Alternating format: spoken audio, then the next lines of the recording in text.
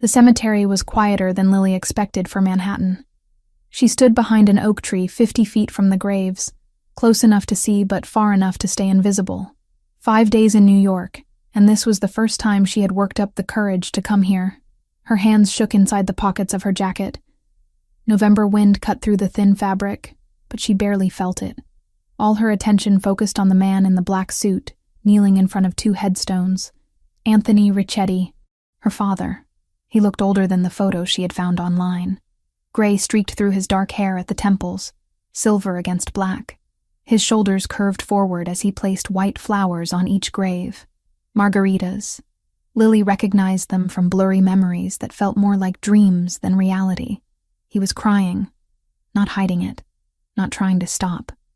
Just letting tears fall onto expensive suit pants, while 4 men in dark clothes stood at respectful distances. Security, probably. The kind of security that came with being a Mafia boss. Lily pressed her back against the rough bark of the tree.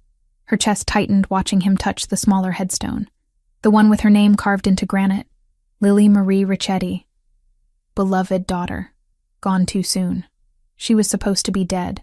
Had been dead for 9 years according to official records. The car accident that never really happened.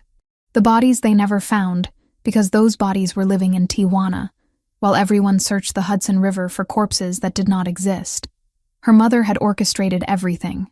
Rachel Ricchetti, who spent 9 years telling Lily that the man now sobbing over an empty grave was a monster. Violent. Dangerous. Someone they had to escape from or die trying. But monsters did not cry like that.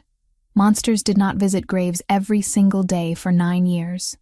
Lily had been watching for 3 days now, and Anthony came every morning at exactly 7:30, regardless of weather. He spoke to the graves. Lily could not hear the words from this distance, but she saw his lips moving, saw him trace fingers over the engraved names, saw him stay long past when most people would have left. The memory hit her without warning. Being 6 years old, her mother picking her up from school with wild eyes and frantic energy. "We are going on an adventure," Rachel had said. "Do not tell anyone. It is a surprise for your father."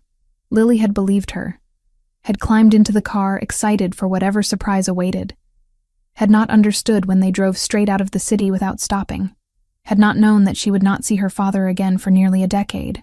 The staged accident came 3 days later. Rachel had help, someone Lily never saw clearly. They abandoned the car near the river with enough evidence to suggest it had gone in. Rachel cut and dyed Lily's hair in a gas station bathroom. They crossed into Mexico using fake documents that Rachel had somehow obtained. Tijuana became home. A small apartment with peeling paint and a bathroom that never got hot water. Rachel worked cash jobs, cleaning houses and waiting tables. Lily went to public school and learned Spanish faster than English. They moved every year, sometimes more often. Rachel never explained why they ran, just said over and over that Anthony was dangerous, that he would hurt them if they went back, that this life was better than the alternative. Lily had believed her. What else could a child do? Then came the cancer. Aggressive, spreading fast. Rachel refused real treatment. Too expensive and too likely to put them in the system where Anthony might find them. She tried natural remedies and prayer, neither of which stopped the disease from eating her alive. In the final weeks, drugged on pain medication and facing the reality of death, Rachel confessed everything. "I lied about him," she whispered from the hospital bed in the charity ward. Her voice barely carried over the beeping machines. "Your father never hit me, never threatened us. I left because I was angry, because the divorce was not enough. I wanted him to suffer the way I was suffering." Lily had sat frozen in the plastic chair, not believing what she heard. "I wanted custody. He was going to get it because of his lawyers, his money, his connections. So I took you instead. Made him think you were dead so he would never look." Rachel coughed, blood speckling her lips. "I thought it would make me feel better. It did not. It just made everything worse." "Why are you telling me this now?" Lily asked, numb. "Because you should know the truth. Because you deserve to know your father was not the monster I said he was." Rachel reached for Lily's hand with fingers like bird bones.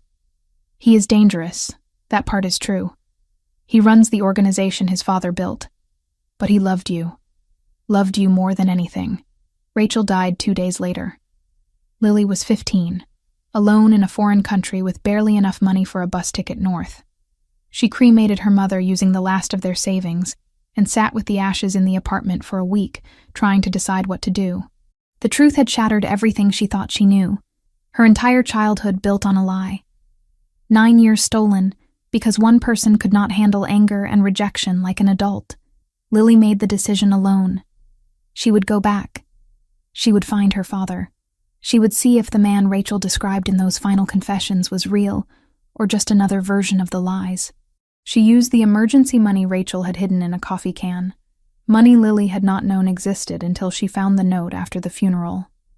She forged documents claiming she was 18, hitchhiked to the border, and crossed using a fake name. Lily Mitchell. Common, forgettable. New York felt like another planet. Too big, too fast, too loud. Everything cost money she did not have. She slept in a youth shelter the first 2 nights, terrified someone would ask too many questions. Then she found the program, Youth Restoration, an organization that placed at-risk teenagers in supervised work programs with partner companies. One of those partners was Richetti Enterprises. Lily had stared at the name on the website for 20 minutes. It felt like fate, or maybe just Manhattan being a smaller world than it seemed. She applied using her fake identity, said she was an orphan, had run from an abusive foster situation in Boston, needed a fresh start. The lies came easier than they should have, but 9 years with Rachel had taught Lily how to survive by hiding truth. The interview was with a woman named Samantha Wells. Red hair, kind eyes, questions that probed without feeling invasive. "Why New York?" Samantha asked, pen poised over application paperwork. "Because no one knows me here," Lily answered. It was the most honest thing she said during the entire conversation. Samantha studied her for a long moment. Then she signed the approval form. "You start Monday. Do not make me regret giving you this chance." Lily nodded, throat tight. "I will not." That had been 5 days ago. Since then, Lily had been gathering courage to do what she came here for. To see Anthony Richetti. To understand who he really was before revealing herself, because the fear lingered. What if Rachel was right about some of it? What if he was dangerous? What if returning from the dead after 9 years made him angry instead of happy? So Lily watched, and what she saw broke something inside her chest that had already been fractured by too many revelations. Anthony stood now, brushing dirt from his knees. He said something to the graves that Lily still could not hear. Then he turned and walked toward the black SUV waiting by the cemetery entrance. He moved like someone carrying immense weight, shoulders tight, head slightly bowed. The security detail fell into formation around him, professional and alert. Lily waited until the SUV pulled away before stepping out from behind the tree. Her legs felt unsteady as she approached the graves. She stood where her father had been kneeling moments before. The flowers he left were fresh, white petals perfect against gray stone. Her own headstone stared back at her. The dates wrong, the death a fiction, but the grief etched into every letter completely real. "I am sorry," Lily whispered to the name carved in granite. Sorry for being alive when he thought she was dead. Sorry for the 9 years of pain. Sorry for everything Rachel had done using Lily as a weapon. She touched the cold stone, fingers tracing her own name. Tomorrow she would start work at Richetti Enterprises. Tomorrow she would be in the same building as Anthony, breathing the same air, existing in the same space for the first time in 9 years that he would remember. And she still had no idea what she would say when the moment came to stop being invisible. The wind picked up, scattering dead leaves across the perfectly maintained cemetery lawn. Lily pulled her jacket tighter and forced herself to walk away from the grave. She had a shelter curfew to make, and missing it would raise questions she could not afford to answer. On the subway back to the shelter, crushed between commuters, Lily pulled out the photo she kept folded in her pocket, the only one she had managed to save from childhood. Her 4th birthday, Anthony holding her on his shoulders while she laughed at something off camera. He looked happy, young, unburdened. She wondered if he ever smiled anymore, if 9 years of grief had killed that part of him completely. Monday morning came too fast. Lily stood outside the Richetti Enterprises building at 6:45, staring up at 18 floors of glass and steel. Somewhere in there, Anthony was probably already working, planning whatever Mafia bosses planned, living the life that Rachel had tried to steal Lily from. Samantha met her in the lobby at 7 sharp. "Ready?" she asked, professional smile in place. Lily nodded, not trusting her voice. The elevator ride felt eternal. They got off on the 15th floor, administrative offices. Clean, modern, intimidating in its perfection. "You will be working in filing and cleaning," Samantha explained as they walked through the space. "Keeping the records organized, maintaining the offices. Simple work, but important." "Understood." Samantha stopped outside a door marked Archive. "Few rules. Do not interact with senior executives unless spoken to first. Do not ask questions about business matters. Stay focused on your assigned tasks. Can you do that?" "Yes." "Good." Samantha handed her a key card. "Your shift is 7 to 3, Monday through Friday. Any problems? You come directly to me." Lily took the card, feeling the weight of plastic and lies in her palm. "Thank you for this opportunity." Samantha's expression softened slightly. "Everyone deserves a second chance. Do not waste yours." Then she was gone, heels clicking away down the corridor, leaving Lily alone with a filing system and the knowledge that her father was somewhere in this building above her head. The first day passed in a blur of learning systems and avoiding eye contact. The second day felt slightly easier. By the third day, Lily had established a rhythm. She could almost forget why she was really here, until she found the photo. It was in an old file box, mixed in with corporate documents from 15 years ago. A candid shot of Anthony, Rachel, and baby Lily at some company event. Anthony held infant Lily against his chest, while Rachel smiled at the camera. They looked happy. They looked like a real family. Lily's hands shook holding the photograph. This was what Rachel destroyed. This was what 9 years of lies had cost. She was still staring at the photo when footsteps approached from behind. "That needs to be filed in personnel archives." The voice froze every muscle in Lily's body. Deep, controlled, carrying authority without volume. She turned slowly. Anthony Richetti stood 6 feet away, close enough that she could see the gray in his hair, the lines around his eyes, the wedding ring he still wore despite Rachel being gone. His eyes locked on hers. Dark brown, intense, seeing everything. "What is your name?" he asked. Lily's throat closed. Seconds stretched into hours. She forced words past paralyzed vocal cords. "Lily Mitchell." Anthony went absolutely still. The color drained from his face in real time. His eyes, which had been professional and distant, suddenly focused on hers with terrible intensity. Green eyes. The same shade as Rachel's. The same shade his daughter had inherited. His mouth opened. No sound came out. He stared at her like seeing a ghost. Or maybe something worse than a ghost. Then he turned and walked away without another word, hands visibly trembling at his sides.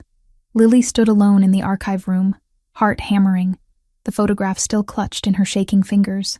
He had reacted to her name, to her eyes, to something about her that cut through professional distance and struck whatever nerve made a mafia boss lose his carefully maintained control. This was real now. She was not watching from a cemetery anymore. She was standing in his world, carrying his daughter's name, wearing his daughter's face. And she had no idea what happened next. 3 days passed like holding breath underwater.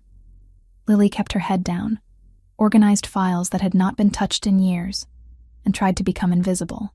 The kind of invisible that made people forget you existed the moment you left the room. It worked on everyone except the security cameras. She noticed new ones appearing on the 15th floor. Small, discreet, positioned to cover angles that had been blind spots before. Someone was watching. Someone wanted to see everything that happened in the administrative section. Samantha appeared on the 4th morning with coffee and questions disguised as casual conversation. "How are you settling in?" she asked, leaning against the archive room doorframe. Lily kept sorting documents, not looking up. "Fine. The system makes sense once you understand the logic. Any issues with the other staff? I have not really talked to anyone." "That's probably smart." Samantha sipped her coffee, eyes assessing. You are doing good work. Better than the last 3 people we placed here. Thank you. Silence stretched between them. Lily could feel Samantha studying her, trying to figure out what did not quite add up. The background story was solid, but something in Lily's behavior must have triggered curiosity. Mr. Ricchetti mentioned you, Samantha said finally. Lily's hands stilled on the file folder. He did? Asked me to keep an eye on you. Make sure you are adjusting properly. Samantha's tone stayed neutral, but question marks hid beneath the words. He does not usually take personal interest in program participants. Maybe he is just thorough. Maybe. Samantha pushed off the doorframe. Or maybe you remind him of someone. The comment landed like a physical blow. Lily forced herself to keep breathing normally, to not react in any visible way. I have a common face, she managed. Your eyes are very distinctive. Samantha studied her for another moment. Green like that is rare. Lily had nothing to say that would not reveal too much. She stayed quiet, pretending to focus on alphabetizing files that were already in perfect order. Samantha left without pushing further, but the interaction rattled Lily for the rest of the day. She was being noticed, being watched, being discussed between Samantha and Anthony in conversations Lily was not part of. The pattern continued. Security presence increased subtly. Cameras multiplied. And Lily caught glimpses of Anthony more often than seemed coincidental for someone who supposedly never left the penthouse floors. He would appear on 15, speak briefly with department heads, then leave, but his eyes always found her, always held a second too long before he forced himself to look away. It was terrifying and heartbreaking in equal measure. He clearly sensed something, but could not identify what. The coincidence of her name combined with her appearance created cognitive dissonance he was trying to logic away. Dead daughters did not return, especially not 9 years later working as file clerks. On the 7th day, Lily stayed late. Most staff left by 4, leaving the 15th floor quiet except for the hum of ventilation systems. She wandered the corridors, mapping the space, looking for pieces of her father's life that might help her understand who he had become. That was when she found it. A door at the end of the east corridor marked simply, storage. It had a basic padlock, the kind that looked secure but was not, if you knew what you were doing. Lily glanced at the nearest camera. It pointed toward the main hallway, not this dead-end section. Blind spot. Probably intentional for whatever was kept inside. Her fingers worked the lock using a bent paperclip, and the skills Rachel had accidentally taught her. When your mother could not remember where she put the house keys twice a week, you learned to get creative with entry methods. The lock clicked open. Lily held her breath and pushed the door. Inside was not storage. It was a personal archive. Boxes labeled with dates stacked on metal shelving. A small desk in the corner with a locked drawer. And on the walls, photographs in simple frames. Lily stepped inside and closed the door behind her. The photos destroyed her. Anthony holding baby Lily in the hospital. Lily's first birthday. Cake smashed everywhere. Her learning to walk while Anthony crouched with arms open. Preschool graduation. Every milestone documented and displayed like a shrine to someone who no longer existed. She moved deeper into the room. The boxes were organized chronologically.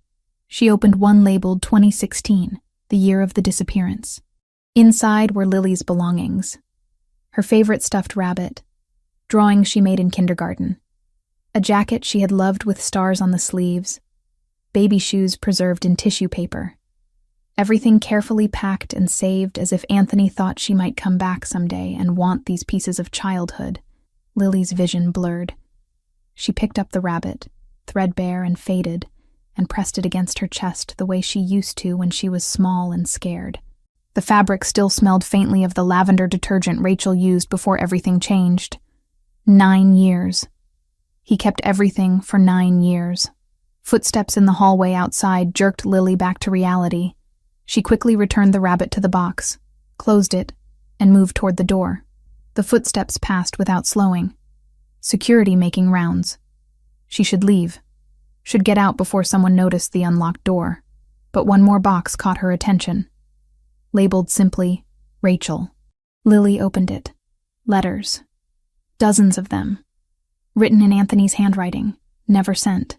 All addressed to Rachel, dated after the accident. Lily pulled one out and read, "I know you are gone. I know you are not reading this. But I need to tell you that I am sorry. Sorry for working too much. Sorry for not fighting harder to fix us. Sorry that our daughter will never know how much I loved her. I failed you both. I will carry that until the day I die." Lily read another, and another, each one a confession of grief, regret, love that had nowhere to go. Anthony had written to his dead wife for years, processing pain the only way he knew how. The last letter was dated 3 months ago. "I met someone today, just in passing. She coordinates a youth program we partner with. Red hair, kind eyes. I felt something when she smiled. Guilt, mostly. Guilt that I could feel anything at all when you and Lily are gone. I do not know if I am allowed to be human again. I do not know if I want to be. Samantha." He was talking about Samantha.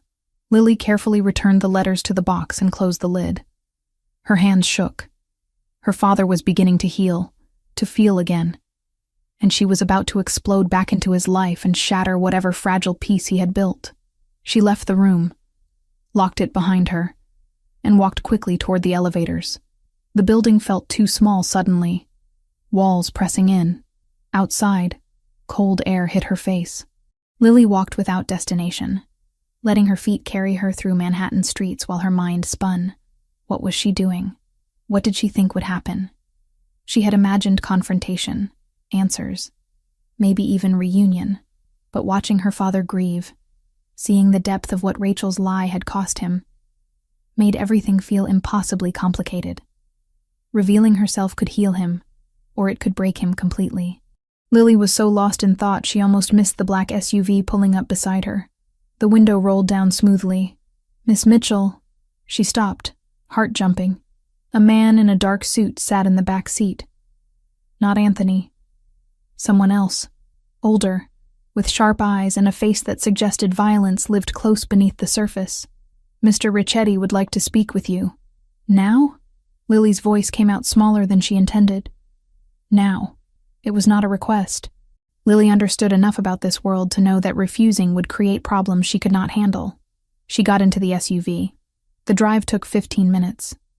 They went to a building in a different part of the city, upscale but not corporate. Residential maybe, or something pretending to be. The man, who was not Anthony, led her to a penthouse on the top floor. The door opened into a space that screamed wealth without trying.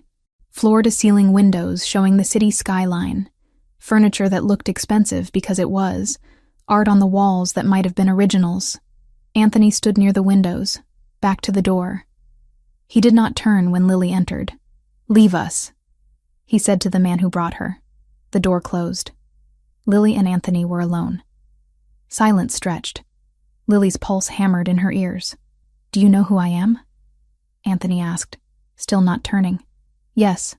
Do you know what I do?" "I have an idea."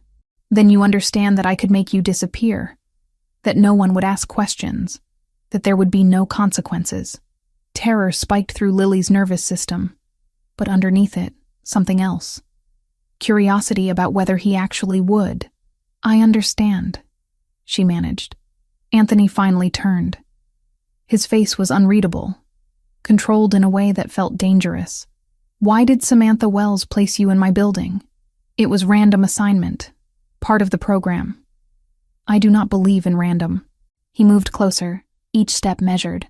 "You show up out of nowhere with a name that makes me feel like I am losing my mind, and I am supposed to think it is coincidence?"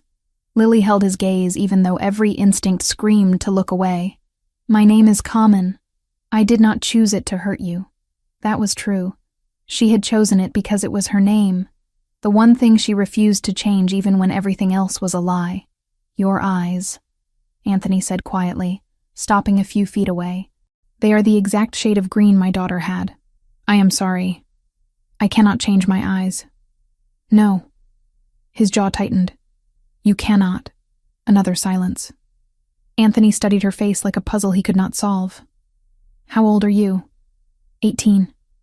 The lie felt heavy. "You look younger." "I have always looked young for my age." Anthony's eyes narrowed. He did not believe her. Did not believe anything she was saying, but he also had no evidence to contradict her beyond instinct and coincidence. Samantha says you are doing good work, he said finally. I try to be useful. Why? The question caught her off guard. Why what? Why do you try? Most kids in your situation do the minimum. You go beyond. You stay late. You fix problems no one asked you to fix. Why? Because I need to understand you. Because I need to know if coming back was the right choice. Because I am terrified, and this is the only control I have. I do not have anywhere else to be, Lily said instead. Something flickered across Anthony's face. Understanding, maybe. Pity. The shelter system is brutal, he said. I manage. You should not have to just manage. He pulled out his phone, typed something quickly. I am having an apartment prepared. Secure building, good neighborhood. You will move in tomorrow. I cannot accept that. You can, and you will. His tone left no room for argument. Consider it part of the program benefits. Samantha did not mention housing. I am mentioning it now.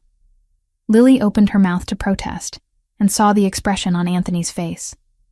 This was not negotiable. For reasons she did not fully understand, he had decided she needed protection, and he was going to provide it whether she wanted it or not. Thank you, she whispered. Anthony nodded once.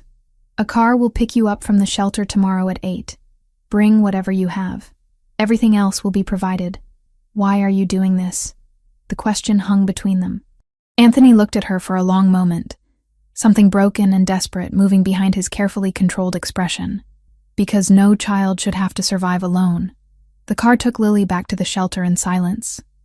She lay awake that night staring at the ceiling, replaying every word of the conversation.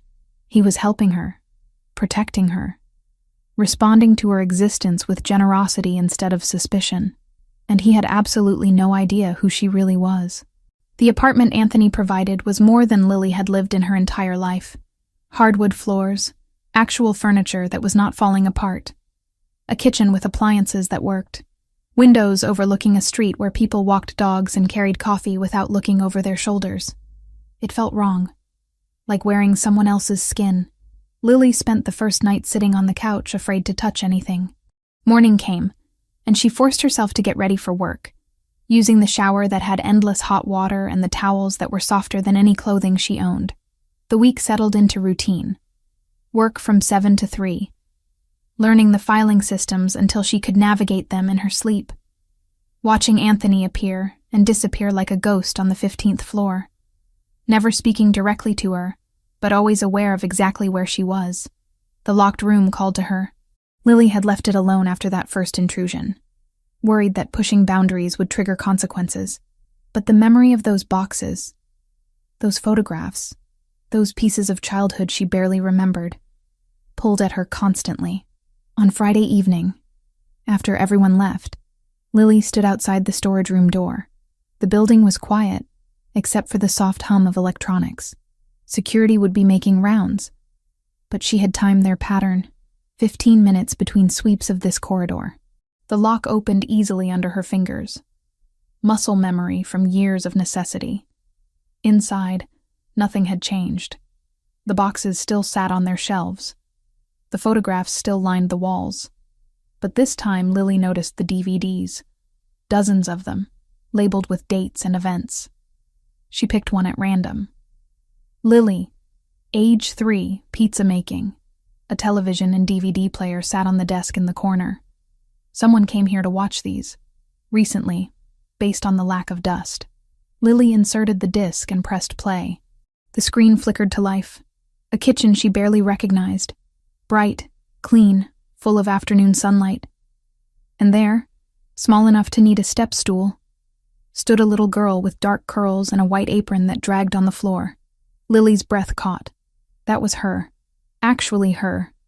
Not a photograph, but moving and alive and real. Anthony's voice came from off-camera. Okay, Piccola. First we add the flour. Can you reach? I can do it! Little Lily's voice high and confident. She grabbed a measuring cup bigger than her hands. Careful. Not too much. I know, Papa. You told me already. The exasperation in her child voice made present-day Lily want to laugh and cry simultaneously. The video continued. Anthony appeared on screen, younger, less gray, genuinely smiling. He guided small hands through the process of making dough, mixing, kneading, shaping. Little Lily talked the entire time, asking endless questions that Anthony answered with patience Lily had not known existed. "When I am big, I will make pizza every day," little Lily announced. Every day might be too much pizza. No such thing. She smacked dough with both hands, giggling when flour puffed into the air.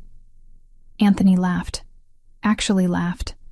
The sound filling the kitchen and the recording in the empty room where Lily stood 9 years later watching her own ghost. The video ended. Lily sat frozen, face wet with tears she had not felt starting. That man, that father, was who Rachel had stolen her from. Not a monster. Not someone dangerous to his own child. Just a dad teaching his daughter to make pizza on a Saturday afternoon. Lily loaded another disc. Birthday party, age 5. The whole thing captured on video. Anthony carrying her on his shoulders while she shrieked with joy. Rachel smiling genuinely before whatever darkness took root in her mind. Cake, presents, family members Lily did not recognize. She watched video after video, each one a piece of the childhood Rachel had erased. Each one proof that the lie had been complete and deliberate. Hours passed without Lily noticing. She was so absorbed in the screen that she did not hear the change in the building's ambient sound. Did not register that someone was accessing security footage in real time. 3 floors up, Anthony sat in his private office staring at a monitor showing the storage room. He had known the moment Lily entered. The alert came directly to his phone, same as last time. But watching her watch those videos, seeing her face illuminated by memories she should not have access to, broke something in his chest that had already been cracked for years. She cried, openly, desperately, touching the screen when the child version of herself appeared, like she recognized something she had lost. Anthony picked up his phone to call security, to have her removed, questioned, possibly arrested for repeated breaking and entering. His finger hovered over the contact. On screen, Lily pressed her palm flat against the television. The video showed Anthony swinging his daughter in circles while she laughed. Present-day Lily's shoulders shook with sobs. Anthony put the phone down. He typed a message to security instead. Storage room on 15. Leave it unlocked going forward. Filing error. The response came immediately. Understood, sir.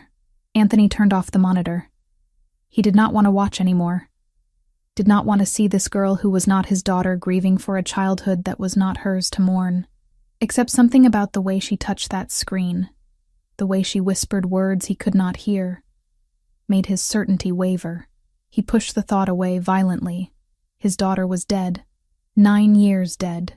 Grief did not get to create false hope from coincidence, and a stranger with the right name. Lily finally left the storage room near midnight. She returned to the apartment Anthony provided and lay awake until dawn, processing everything she had seen. Her father loved her. Past tense, present tense, probably future tense. That love saturated every frame of video, every carefully preserved toy, every photograph hung with precision. Rachel had destroyed that, deliberately, cruelly. Lily was angry at her dead mother in a way that felt dangerous. Anger that had nowhere to go, no target to confront, no way to be resolved. Saturday morning, Samantha called. "Are you busy? I thought we could grab coffee." Lily almost said no, almost claimed exhaustion or errands. But Samantha's voice carried concern that felt genuine, and Lily was tired of being alone with thoughts that spiraled darker by the hour. Sure. Where? They met at a cafe in Midtown. Samantha arrived with careful energy, like someone approaching a wounded animal. "How is the apartment?" she asked after they ordered. "Better than anything I have had before." Lily wrapped her hands around the coffee cup, absorbing warmth. Mr. Ricchetti surprised me when he arranged that. He does not usually get personally involved with program participants. Maybe I am just lucky. Maybe. Samantha studied her across the small table. Or maybe you remind him of someone, and he is trying to help in the only way he knows how. Lily said nothing. Safer to stay quiet than risk revealing too much. "I ran your background," Samantha said bluntly. "The official one from your application. Ice water filled Lily's veins. And there are inconsistencies. The school you claim to attend has no record of a Lily Mitchell. The foster home does not exist at that address. Your story has holes. Lily's mind raced through options. Deny? Deflect. Run. I am not going to report you, Samantha continued. But I need to understand who you really are. Because if you are running from something dangerous, I need to know. And if you are lying to get close to Mr. Ricchetti for some other reason, I need to know that too. I am not trying to hurt anyone. Lily's voice came out smaller than intended. Then what are you trying to do? The truth sat on Lily's tongue, heavy, desperate to be spoken, but fear held it back. Fear that saying it out loud would make everything irreversible. My mother died 2 months ago, Lily said instead. Partial truth, easier to manage. Cancer. We were living in Mexico. She did not have papers. I did not have papers. When she died, I had nothing. No family, no money, nowhere to go. So, you came to New York. I came home. The words slipped out before Lily could stop them. Samantha's expression sharpened. Home? I was born here. Before we left. Before everything. Lily met Samantha's eyes, willing her to understand without explanation. My mother had reasons for leaving. I am not sure they were good reasons anymore. What was your real name? Before Lily Mitchell? I cannot tell you that. Cannot or will not? Both. Samantha leaned back, processing. You are not 18. No. How old? 15. Samantha closed her eyes briefly. Christ. 15 and alone in New York with forged documents. Do you understand how dangerous that is? I survived worse in Tijuana. That does not make this safe. Nothing about my life is safe. At least here I have a chance at understanding where I came from. Lily's voice broke slightly.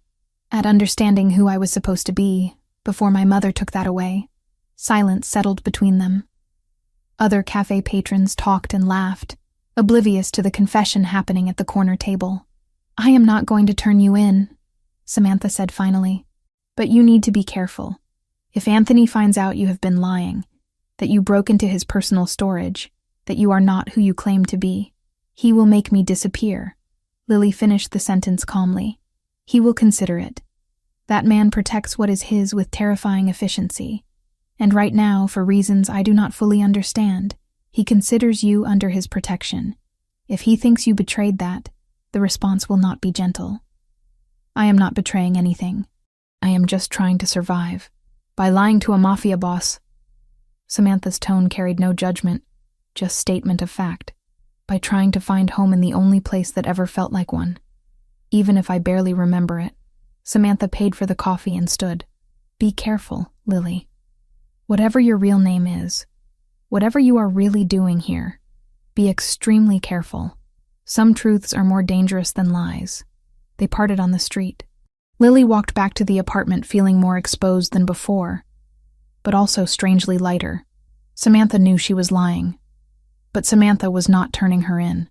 That evening, Samantha sat across from Anthony in a restaurant he owned but never advertised. The kind of place where business happened between courses and waitstaff knew not to overhear conversations.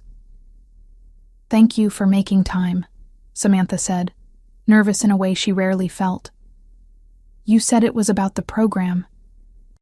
Anthony's attention focused entirely on her. Intense, undivided. Initially, yes. But I am realizing I wanted an excuse to see you outside work. Something shifted in Anthony's expression. Surprise, maybe. Interest, definitely.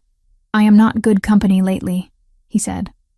I will risk it, they ordered. Conversation started professional, discussing program logistics and participant progress. But gradually, naturally, it drifted personal. You lost someone, Anthony said. Not a question. My brother. 7 years ago. Gang shooting. Wrong place at the worst time. Samantha's fingers traced the rim of her wineglass. He was 19. Had just started college. Wanted to be a teacher. I am sorry. I spent years angry. At the gangs, at the system, at him for being there. Eventually, I realized the anger was not helping anyone. So I started the program, trying to pull kids out before they ended up like my brother. Anthony nodded slowly.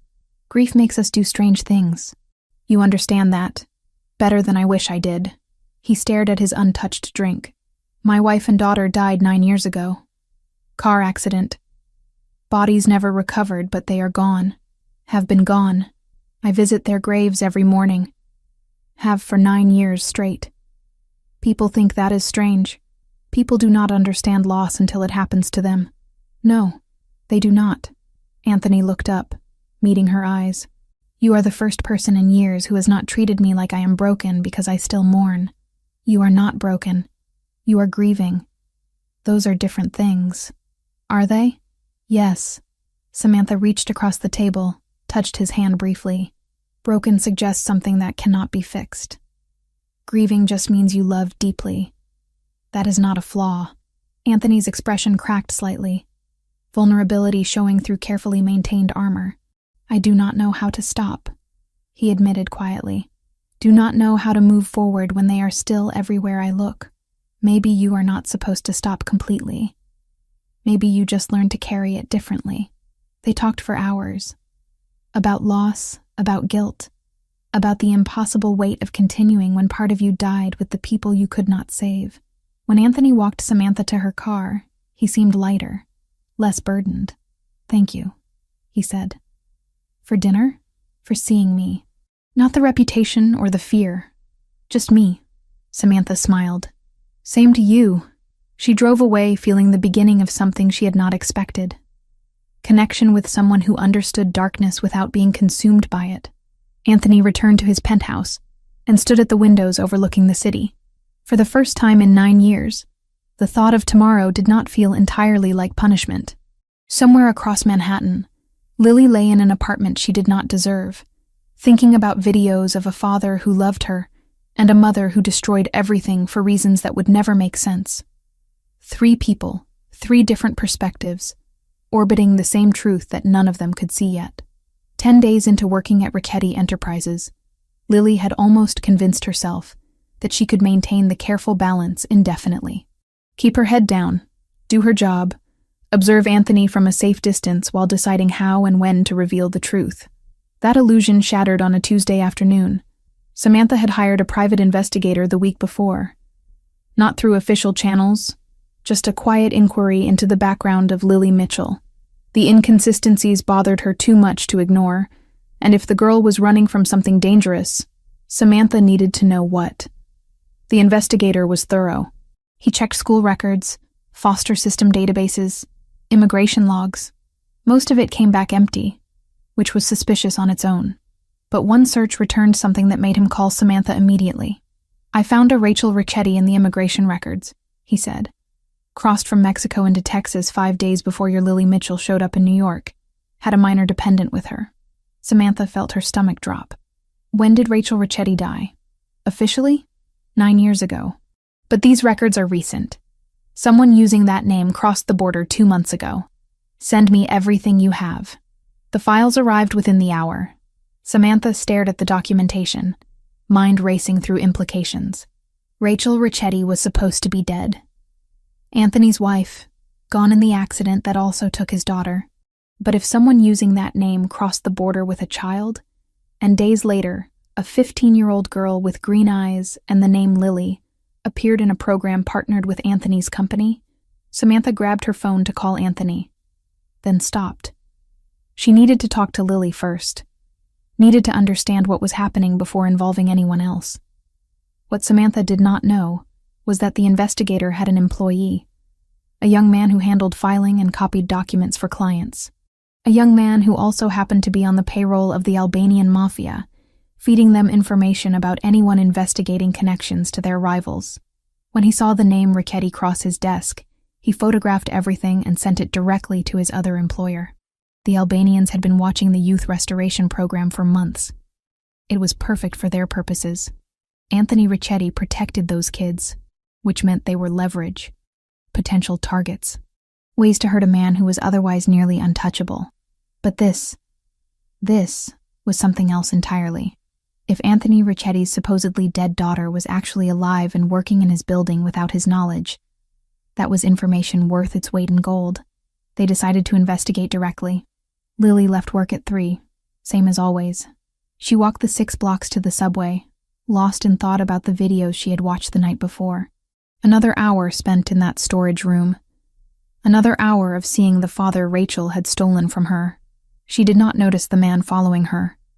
Did not register the second man across the street keeping pace. Not until one of them stepped directly into her path. "Lily Mitchell," he said. Accent thick, Eastern European. "We need to talk." Lily stopped, every instinct screaming danger. "I do not know you, but we know you. Know your real name, too. Lily Ricchetti." He smiled without warmth. "Or should we call you the girl who came back from the dead?" Terror spiked through her. "I do not know what you are talking about." "No?" The second man appeared beside her, boxing her in. "You do not know Anthony Ricchetti? Do not work in his building? Do not live in the apartment he pays for? I work for a company. That is all. We think you are more than that. We think you are very interesting. And we think you might want to make some money telling us about your father." The word father landed like a physical blow. They knew. Somehow, they knew. Lily bolted. She ran without thinking, instinct taking over. Behind her, footsteps pounded pavement. Shouts in a language she did not understand. She made it 2 blocks before hands grabbed her jacket. Lily twisted, pulling free, but momentum sent her stumbling into a brick wall. Her arm scraped against rough surface, tearing fabric and skin. The men closed in. Then everything exploded into violence. Anthony appeared from nowhere, moving with speed that seemed impossible for someone his size. He grabbed the first man by the throat and slammed him into the same wall Lily had just hit. The sound of impact was sickening. The second man reached for something under his jacket. Anthony was faster. He caught the man's wrist, twisted sharply. Bone cracked. The man screamed. Lily stood frozen, watching her father dismantle 2 armed men in under 10 seconds. This was not the person from the videos. This was someone else. Someone dangerous and efficient and terrifying. Security vehicles screeched to a stop around them. Men in suits poured out, grabbing the 2 Albanians who were now on the ground groaning. Anthony turned to Lily. His eyes were wild, unfocused. Then he saw her bleeding arm, and something shifted. The violence drained away, replaced by concern that looked almost frantic. "You are hurt." His voice came out rough. "It is just a scrape. Get in the car." Not a request. The SUV was there, door already open. Lily got in, because refusing seemed more dangerous than complying. Anthony slid in beside her, already pulling out his phone. "Samantha, I need you at the penthouse immediately." He hung up before she could respond. The drive took 8 minutes. Lily counted every second, hyper-aware of Anthony beside her radiating barely controlled energy. He had not asked if she was okay. Had not asked what the men wanted. Just sat there breathing too fast and staring at her like she might disappear. The penthouse was exactly what she expected. Expensive, cold, overlooking the city like a kingdom. Anthony led her to a kitchen that looked barely used and pointed to a chair. "Sit." Lily sat. He returned with a first aid kit, movements precise but hands shaking slightly. He rolled up her sleeve, examining the scrape with focus that felt excessive for such a minor injury. "This will sting," he said, applying antiseptic. It did sting, but Lily barely felt it. She was too focused on Anthony's face. The concentration there, the care. Like this small injury mattered more than the violence that just happened. He bandaged the scrape with careful attention. Tape placed exactly right. Then his eyes caught on something else. Lily's jeans had torn during the fall, a small rip just above her left knee, exposing a scar about 1 inch long. Anthony's hands froze. "Where did you get that?" "The scar?" Lily looked down. "I fell off a bike when I was 5. Needed stitches." The color drained from Anthony's face. He stared at the scar like it was a ghost-made flesh. "What is wrong?" Lily asked. "Nothing," but his voice came out strangled. My daughter had a scar exactly like that. Same place, same shape." The moment stretched. Lily could see him processing, trying to make sense of coincidence piling on top of coincidence. Name, eyes, scar. How many similarities before it stopped being random? But dead daughters did not come back. That was impossible. The elevator chimed. Samantha rushed out, concern written across her face. What happened? Are you both all right? Albanian Mafia approached her on the street, Anthony said, still staring at Lily's knee. They knew her name. Knew she worked for me. How would they know that? That is what I intend to find out. Anthony finally looked up at Samantha. Can you stay with her while I handle the interrogation? Of course. Anthony left without another word. Samantha waited until the elevator doors closed before turning to Lily with an expression that demanded truth. My office got broken into 2 days ago, she said quietly. The investigator I hired to check your background. Someone stole copies of his files. Lily's breath caught. What files? Immigration records showing Rachel Ricchetti crossed the border from Mexico 5 days before you appeared in New York. Samantha moved closer. The same Rachel Ricchetti who supposedly died 9 years ago with her daughter. I can explain. I think you better. Samantha's voice stayed gentle but firm. Because right now, the Albanian Mafia knows something about you that made them come after you directly. And Anthony is downstairs torturing 2 men for answers that I think you already have. Lily felt everything crumbling. The careful facade, the planned revelation, the control she thought she maintained. It all fell apart under Samantha's knowing gaze. My name is Lily Ricchetti, she whispered. Not Mitchell. Ricchetti. Samantha went very still. Anthony's daughter. Yes, but you are supposed to be dead. I was never dead. My mother faked the accident. She kidnapped me, took me to Mexico, and made my father believe we drowned. The words came faster now. 9 years of secrets spilling out. I lived in Tijuana. My mother died of cancer 2 months ago. Before she died, she told me the truth, that she lied about everything, that my father was not the monster she claimed. So I came back to see for myself. Samantha sank into a chair, processing. You have been watching him. Yes, and he has no idea who you are. No, Lily's voice broke. I wanted to be sure first. Wanted to know if my mother was right about him being dangerous. But she was not. He is not. He is just broken because of what she did to him. Lily. Samantha said her real name carefully. Do you understand what this means? What this will do to him when he finds out? I know. That is why I have not told him yet. I do not know how to tell him without destroying him. And in the meantime, the Albanian Mafia found out somehow. They are going to use this against him. Samantha stood, pacing. We need to tell Anthony before they do. I cannot. Not yet. Please. You do not get a choice anymore. Those men downstairs are going to talk. They are going to tell Anthony they were sent to investigate his supposedly dead daughter. When that happens, he is going to come up here demanding answers. And I am not going to lie to him. Lily felt tears burning. Give me 2 weeks. 2 weeks to figure out how to tell him myself. Please. Samantha looked at her for a long moment. Then something in her expression softened. 2 weeks, she agreed. But if the Albanians talk first, or if anything happens that puts you or Anthony in more danger, I am telling him everything immediately. Understood? Understood. They heard the elevator. Anthony returned, blood on his knuckles, face grim. They were sent to investigate rumors, he said. Someone told them Anthony Ricchetti's daughter might be alive and working in my building. They wanted to confirm before approaching me with the information. Who told them? Samantha asked. They do not know. The tip came through anonymous channels. But someone knows something, and they are using it to stir up trouble. He looked at Lily. I am increasing your security. Full detail, 24 hours. No arguments. That is not necessary. It absolutely is. Someone is targeting you because of your connection to me.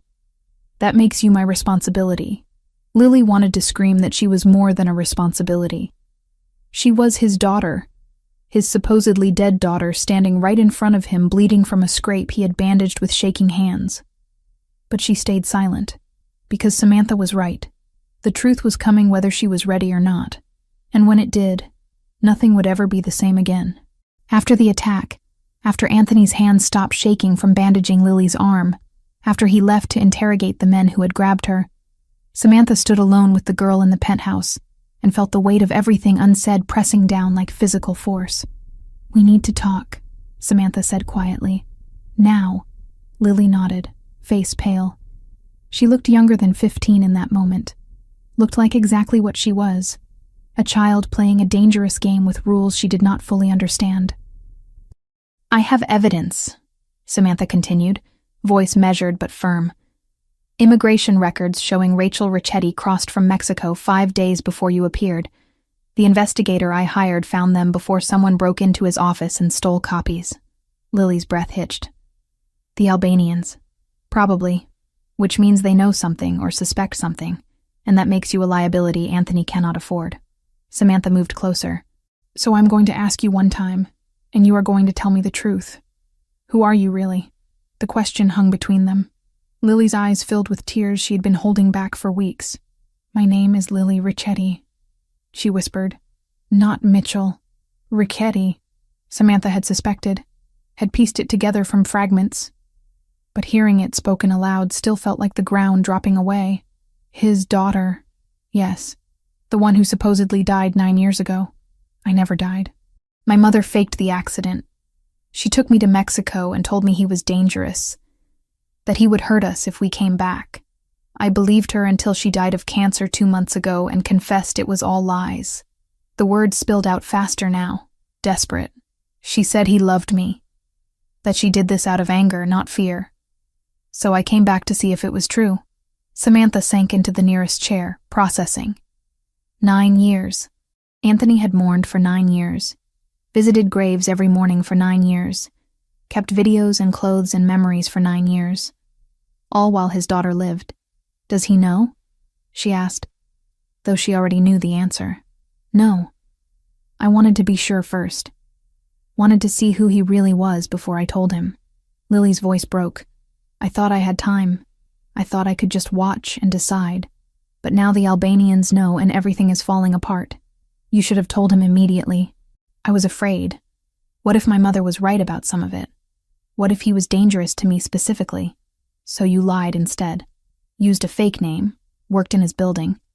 Let him give you an apartment and protection without telling him why you were really here." Samantha's tone carried no judgment, just exhaustion. "Do you have any idea what this will do to him when he finds out? I know it will hurt him. That is why I have not said anything yet. It will do more than hurt him, Lily. It will destroy him. He built his entire life around that grief, around the belief that he failed to protect you.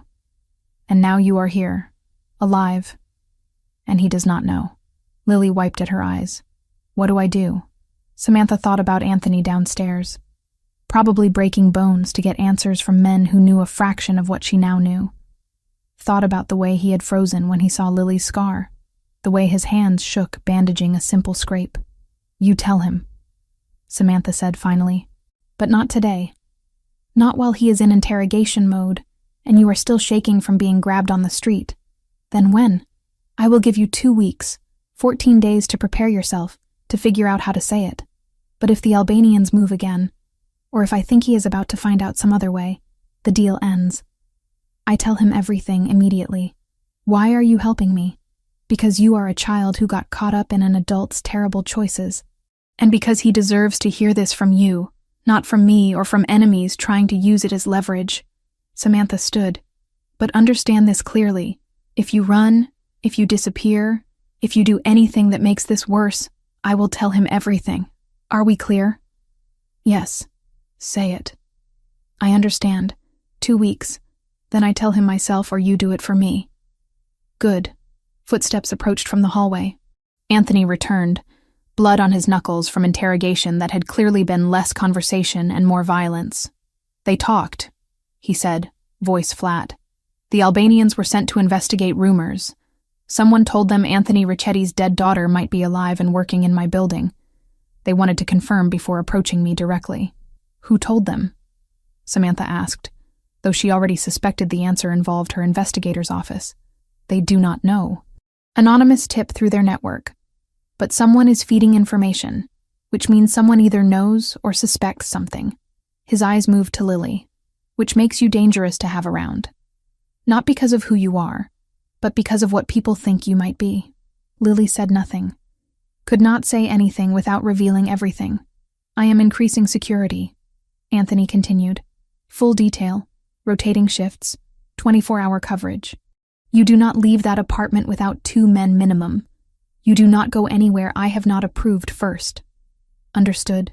That is not necessary, Lily protested weakly. It absolutely is. Someone grabbed you on my watch. That does not happen twice. His tone left no room for argument. You are under my protection now. That means something in this world. After he dismissed them, Samantha drove Lily back to the apartment in heavy silence. Only when they were alone in the car did she speak again. He is going to figure it out eventually, she said. The coincidences are piling up too high. Name, eyes, scar. How long before he stops explaining it away as grief playing tricks? I know. Lily stared out the window at the city passing by. I will tell him. I just need time to find the right words. There are no right words for this. But you better find something close. The next days rearranged themselves around that promise. Anthony moved fast. Within 24 hours, he had neutralized the immediate Albanian threat through methods Samantha chose not to ask about. The 2 men who grabbed Lily disappeared into the system. Word went out through channels that touching anyone connected to the youth restoration program meant war. The Albanians backed off. Not permanently, but enough to create breathing room. Anthony made it clear he would trade territory, money, access, whatever it took to keep his protected people safe. It was more than most bosses would offer. It was also more than made logical sense for a girl he barely knew. But Anthony did not operate on logic where Lily was concerned. Something about her bypassed rational thought and went straight to instinct. Protect, guard, keep safe. He could not explain it. Did not try. Just accepted that this was how things were now. Security became Lily's constant shadow. 2 men, always. They did not speak unless necessary. Did not ask questions. Just existed as silent barriers between her and the world. At work, they stood outside the archive room. On the subway, they sat 2 seats away. Outside her apartment at night, they took shifts in the hallway. Lily hated it and needed it at the same time. In between the security and the fear, something else happened. Anthony started pulling her into his orbit more deliberately. It started small. Checking in during lunch to make sure she had eaten. Asking about her day when their paths crossed in the building. Small gestures that felt oversized coming from someone like him. Then it escalated. I am having dinner with Samantha tonight, he told Lily one afternoon. You should join us. That is not necessary, she said automatically. I am not asking if it is necessary. I am telling you that I want you there. She went because refusing felt impossible. The restaurant was quieter than she expected. Private room, single table, candles that made everything feel intimate rather than formal. Anthony was already there when they arrived, reading something on his phone. He looked up as they entered. His expression softened in a way Lily had only seen in the videos. Sit, he said. Both of you. Dinner became a pattern over the following 2 weeks. Sometimes it was the 3 of them. Sometimes just Anthony and Samantha while Lily stayed behind. Aware that something was building between them that had nothing to do with her. She watched them carefully during those shared meals. Watched the way Anthony leaned toward Samantha when she spoke. The way his voice dropped into something gentler when he answered her questions. The way he smiled. Actually smiled. At things she said. You are different with her, Lily observed one night when Samantha had stepped away to take a call. Anthony did not deny it. She sees me. Not the reputation or the fear. Just the person underneath all of it. That matters to you. More than I thought it would. He studied Lily across the table. You understand loss. I can see it in you. The way you hold yourself. Like you are used to things disappearing. My mother died 2 months ago, Lily said. True enough. Even if incomplete. Then you know what it costs to keep breathing after. He paused. Samantha understands that too. Her brother died young. Gang violence. She spent years trying to save other kids from the same fate. Is that why you trust her? I trust her because she does not flinch from difficult truths. And because when I talk about my daughter, she does not look at me like I am broken. The mention of his daughter made Lily's chest tighten. You still think about her, she said carefully. Every day. Every hour. His voice carried weight that years could not erase. She would be your age now. 15. I wonder what she would be like. If she would still love making terrible jokes. If she would argue with me about everything the way she did when she was 6. What happened? Lily asked, even though she knew. Needed to hear him say it. Car accident. My wife was driving. They went into the Hudson River. We never found the bodies, but the blood evidence, the timeline, everything pointed to them being gone. He exhaled slowly. I have spent 9 years wondering if they suffered. If they were afraid. If my daughter called for me while she drowned. The pain in his voice nearly broke her. Lily wanted to reach across the table and tell him right then. Tell him she had not drowned, had not suffered in that way, had been alive this entire time. But Samantha was returning, and the moment closed. Later that night, after Anthony had walked them both to their cars, Samantha pulled Lily aside. You are running out of time, she said quietly. He is starting to care about you independent of whatever instinct is telling him to protect you. When he finds out you have been lying this entire time, that care will turn to something much worse. I know. I am working on it. Work faster. The 2 weeks moved like water through cupped hands. Lily tried to write the confession a dozen times. Started letters she could not finish. Practiced speeches that sounded hollow out loud. Meanwhile, Anthony wrestled with ghosts. The scar on Lily's knee haunted him. He thought about it at night when sleep would not come. Thought about the day his daughter fell off her bike. The way she cried but refused to let go of his hand through the entire emergency room visit. 6 stitches. Small scar. Same location as the mark he had seen on this stranger who worked in his building and looked at him with eyes the exact shade of green his wife had passed to their child. He told himself it meant nothing. Coincidence existed. Scars happened. People fell. But the explanation felt thinner each time he repeated it. One night he sat in the storage room on 15, watching videos of his daughter. Paused on a frame of her face at age 4, then pulled up security footage of Lily from that morning. Side by side, they looked nothing alike. Different ages, different contexts, different lives.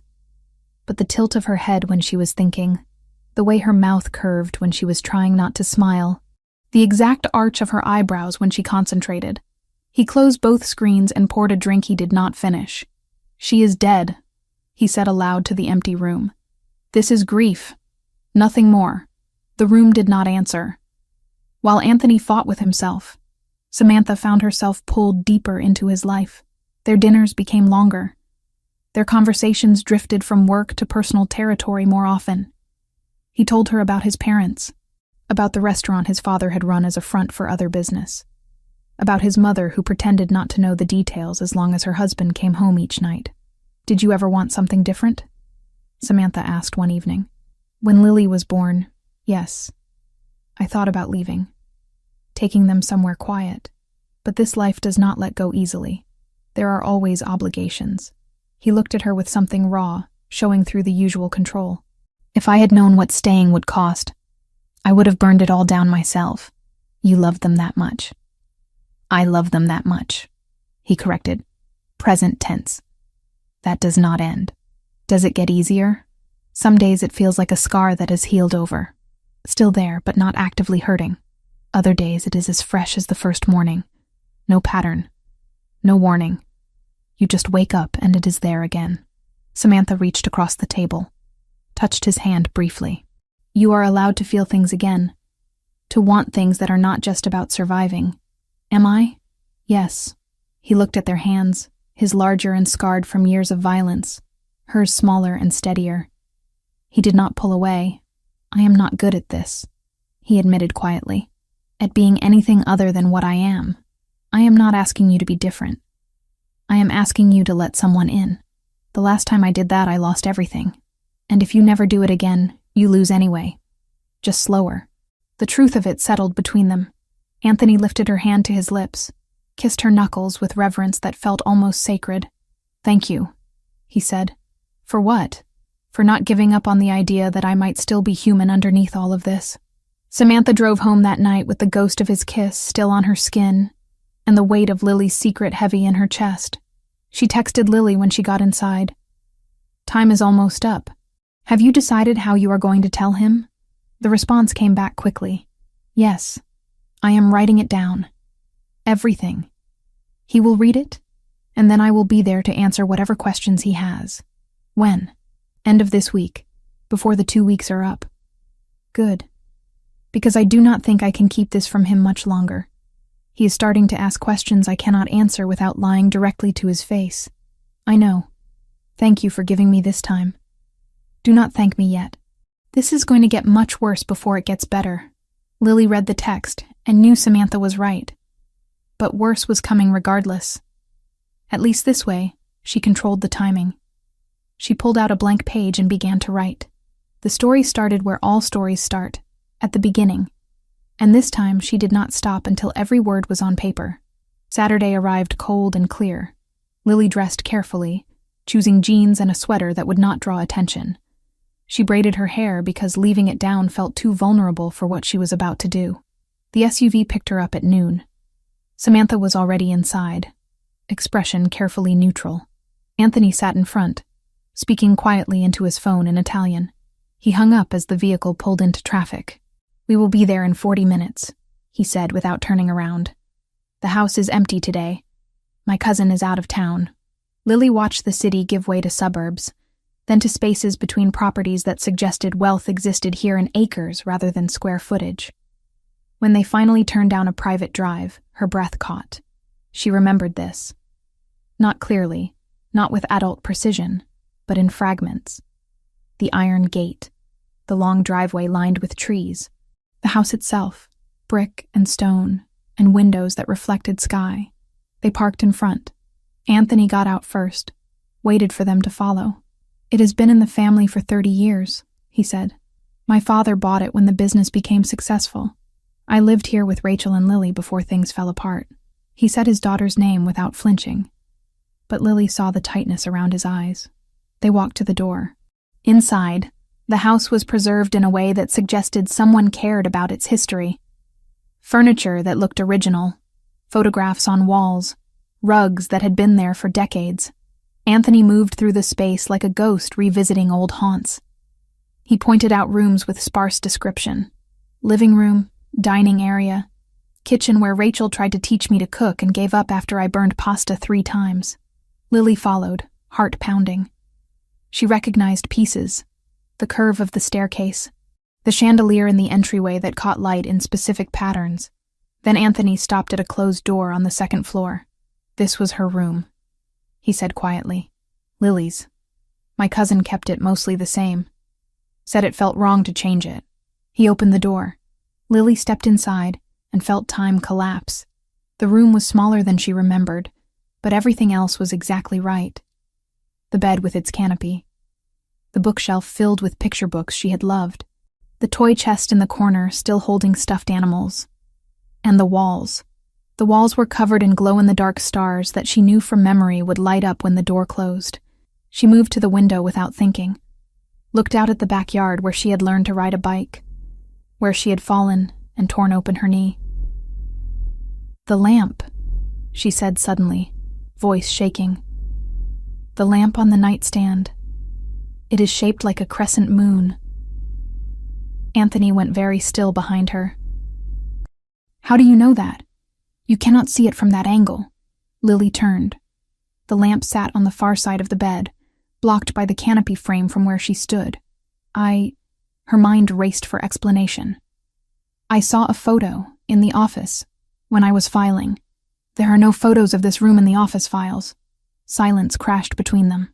Samantha stood in the doorway, face pale, knowing they had just crossed a line that could not be uncrossed. Anthony moved closer to Lily. "How do you know about the lamp?" "I guessed. Moon shapes are common for kids' rooms. Do not lie to me." His voice dropped to something dangerous. "You have been lying since you walked into my building, and I have let it go, because I told myself there were explanations. But right now, in this room, you are going to tell me the truth." Lily's breath came too fast. This was not how it was supposed to happen. She was supposed to write it down, supposed to have time to prepare, supposed to control the revelation. But control was illusion. It always had been. I know about the lamp, she said, voice breaking. Because I slept under it for 6 years. Because this was my room. Because I am the person you visit every morning at a grave that should be empty. Anthony stared at her. Color drained from his face in real time. What did you say? My name is Lily Ricchetti. Not Mitchell. Ricchetti. The words tumbled out now, unstoppable. My mother faked the accident. She took me to Mexico. She told me you were dangerous, that you would hurt us if we came back. I believed her until she died and confessed that she lied about everything. He took a step back like she had struck him physically. That is not possible. You are dead. The car, the blood, the investigation, all staged. She planned it for weeks. Had help from someone I never met. We crossed into Mexico the same night you thought we drowned. I lived in Tijuana for 9 years while you visited empty graves. No. He shook his head violently. No. My daughter is dead. This is some kind of con. Some elaborate game to get close to me. To use my grief. I have your daughter's scar. Lily pulled up her jeans, showed her knee. 6 stitches. Emergency room at Mount Sinai. You held my hand the entire time and told me I was the bravest person you knew. Anthony stared at the scar. His breathing had gone ragged. I have her eyes, Lily continued, desperation bleeding into her voice. Green like my mother's. I know that my favorite food was pizza with extra cheese. That I had a stuffed rabbit named Mr. Floppy.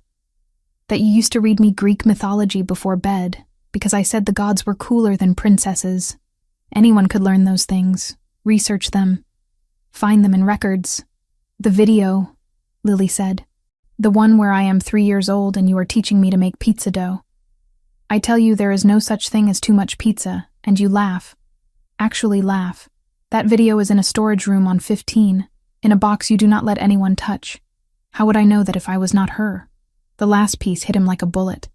He stumbled backward, caught himself on the doorframe. You went through my things.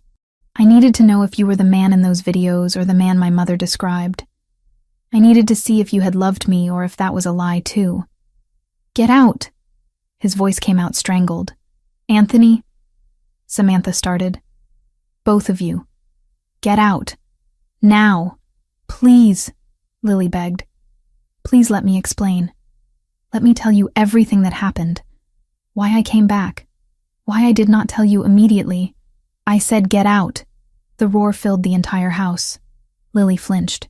Samantha grabbed her arm, pulled her toward the stairs. We are leaving, Samantha said firmly. You call me when you are ready to hear the rest. They made it to the SUV. Security did not ask questions, just drove. Lily sat in the back seat, shaking. Samantha's arm around her shoulders. That was not how it was supposed to happen, Lily whispered. No, but maybe it was the only way it could happen. Behind them, in the house, Anthony Ricchetti stood in his dead daughter's bedroom and tried to remember how to breathe. His phone rang 6 times. He ignored it. Voices called from downstairs, security checking if he needed anything. He told them to leave. When the house was finally silent, he sank to the floor and pressed his hands against his face. 9 years of grief. 9 years of guilt. 9 years of visiting graves, of watching videos, of keeping clothes and toys and memories, because letting go meant accepting they were really gone. And she had been alive. The entire time. Rage hit first. Blinding, consuming rage at Rachel for doing this. At Lily for not telling him immediately. At himself for not somehow knowing, not sensing that his daughter was breathing the same air somewhere in the world. Then came something worse than rage. Hope. Fragile, terrifying hope that maybe, impossibly, the girl downstairs was telling the truth, that his daughter was alive, that he could have her back. But if she was telling the truth, that meant 9 years of pain had been preventable, meant Rachel had weaponized their child, meant Lily had walked into his building, worked for him, let him protect her, and said nothing. He pulled out his phone, called the one person who might have answers. Samantha. Anthony. Her voice was careful. How long have you known? Silence on the other end. Then quietly, since the Albanian attack. She told me after you left to interrogate them, and you said nothing. I gave her 2 weeks to tell you herself. That was the deal. She was supposed to write you a letter, supposed to do this on her terms. What happened today was not the plan. 2 weeks.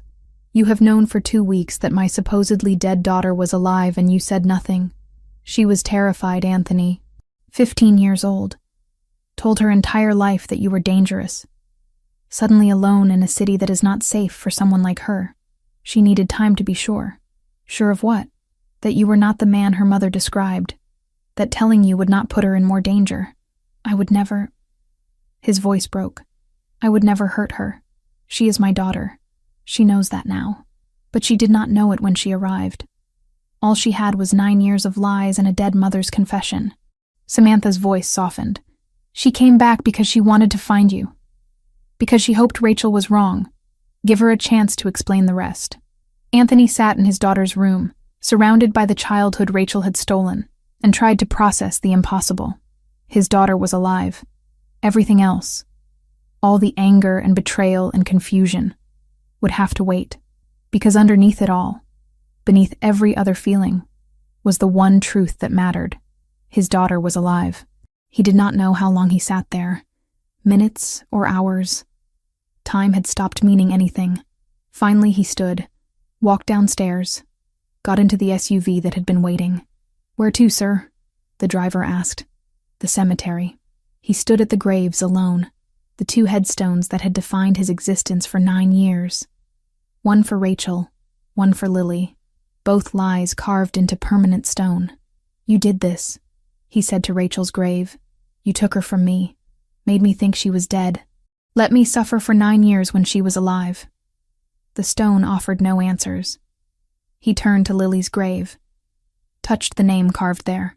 "I do not know if you are really her," he whispered. "I do not know if I can trust what I am feeling.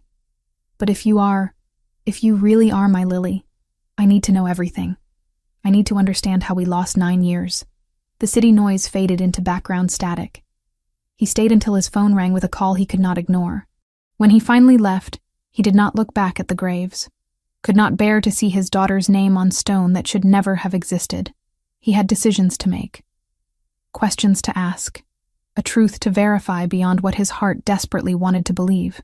But first, he needed to go somewhere quiet and figure out how to reconcile the impossible with the real. His daughter was alive. Everything else would follow from that. Anthony did not call for 2 days. Lily went to work, filed documents she barely saw, ate food she did not taste. The apartment he had given her felt like a borrowed stage set, waiting for someone to come take it away. Her phone stayed on the table, screen face up, every buzz making her heart slam against her ribs. None of them were from him. Samantha checked on her twice a day, in person when she could, by text when she was stuck in meetings. "Have you heard anything?" Lily asked on the second evening, sitting at the small kitchen table with untouched tea in front of her. "No," Samantha answered honestly. "He is processing. That is going to take time. Or he is deciding how to make me disappear. He is not going to hurt you," Samantha said. "He is angry, shocked, probably feels like his entire world just flipped. But he is not going to hurt you. He shouted at me to get out. Because he needed space, not because he wanted you gone forever." Samantha hesitated. "You detonated 9 years of grief in one sentence. There is no good way to respond to that. Do you regret giving me the 2 weeks?" Lily asked quietly. "Do you think I should have told him the first day I walked into the building?" "I do not know," Samantha admitted. "Part of me thinks there was never going to be a way to make this easy. Another part thinks every extra day hurt him more. But I am not the one who lived through what you did. You made the best decision you could with what you knew." Lily looked down at her hands. "He might never forgive me. He might not," Samantha said, "because lies would only make the fall worse later. But he might. You gave him something huge, terrible and miraculous at the same time. He gets his daughter back. That changes everything. If he wants me, if he did not want you, he would not have kept your room, your toys, your videos. He would not have visited your grave every day. Wanting you has never been the problem. The third day dawned gray and cold. Lily went to work because she did not know what else to do. Security still escorted her to and from the building, their orders unchanged. In the middle of alphabetizing a stack of contracts, her phone buzzed. Come to the penthouse. Now.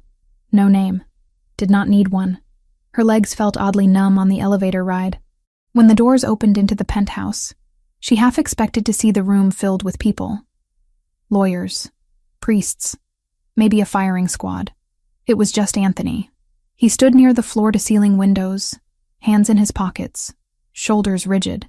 The city sprawled out behind him in muted winter colors. Lily, he said without turning. Her name sounded different now.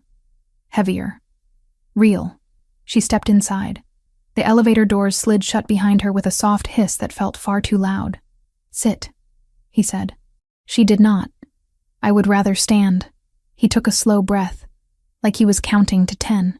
Then he turned around. His eyes looked like he had not slept in days. There were new lines at the corners, tension drawn tight around his mouth. You wrote a letter, he said. You were going to leave it here. Yes. Why did you not? I wanted to be there when you read it. I did not want you to find out alone. He huffed something that was not quite a laugh. That did not work out. No. Silence stretched between them. The room felt too big and too small at the same time. How much of what you told me in that house was true? He asked finally. All of it. Start from the beginning, he said. Everything. No lies, no omissions, no protecting her memory. If I am going to believe you are my daughter, I need to know exactly what she did. So she told him. About the day at school when Rachel arrived with forced excitement. About the long drive out of the city. The way Rachel kept checking the rearview mirror. About the car left near the river with a few of their things inside. Doll, jacket, car seat. Just enough to make the story believable. About the man Lily never saw clearly who met them on the side road, took the car keys, and drove away with the vehicle that would later be found half submerged. Anthony listened without interrupting. No flinches, no questions. Just that cold, focused stare he used on men he was deciding whether to spare. She told him about Mexico, the tiny apartment in Tijuana, the jobs Rachel worked under the table, the Spanish that came faster than English, the way Rachel would scour the internet for any mention of Anthony, always ready to move again if his name appeared too close to where they were. She told me you were dangerous, Lily said, that you hurt people, that if you found us, you would hurt us too. I have hurt people, he said quietly.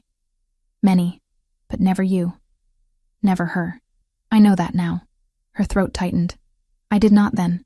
She described the hospital, the pain in Rachel's voice when she finally admitted the truth. She said she lied about everything, Lily said. That you never hit her, that you never threatened me, that she left because she was angry, because she could not stand the idea of you winning in court.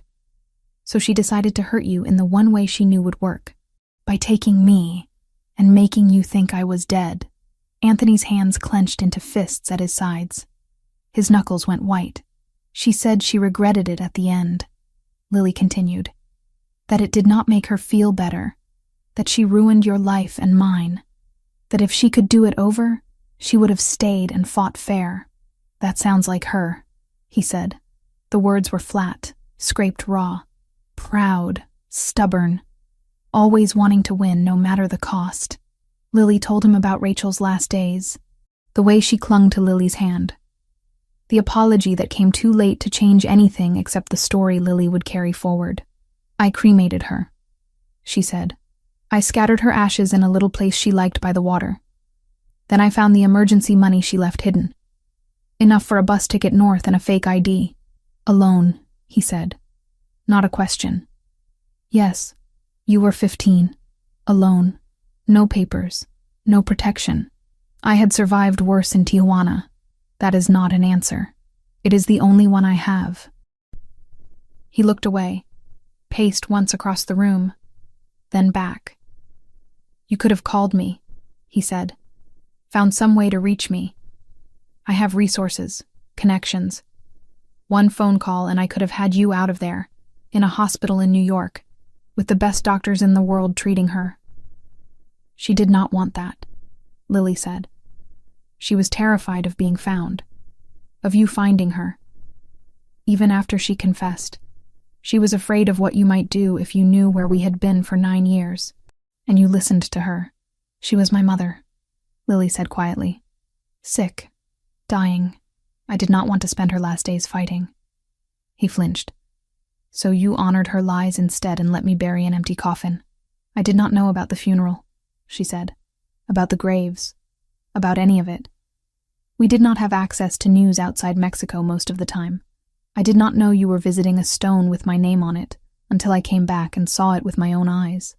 The memory of that first day in the cemetery punched through her again.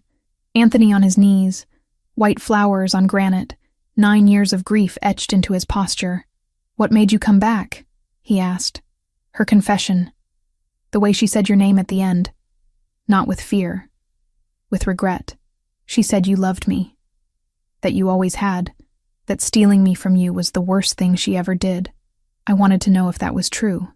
If you were the man she described in those last days or the monster she had painted in the years before.